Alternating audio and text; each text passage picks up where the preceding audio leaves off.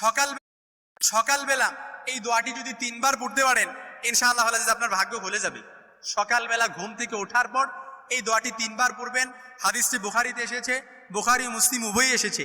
ইনশাআল্লাহ কেউ যদি এই দোয়াটি 3 বার পড়তে পারে ইনশাআল্লাহ তার ভাগ্য খুলে যাবে।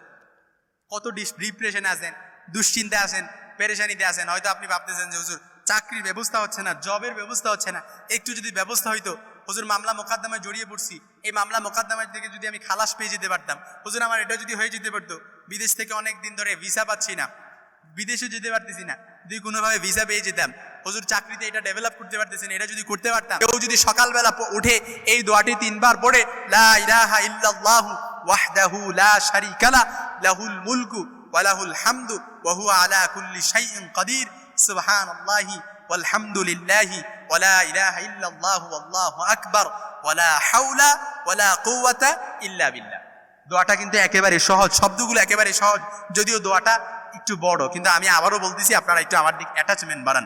সুবহান লা ইলাহা ইল্লাল্লাহু ওয়াহদাহু লা শারীকা লা লাহুল মুলকু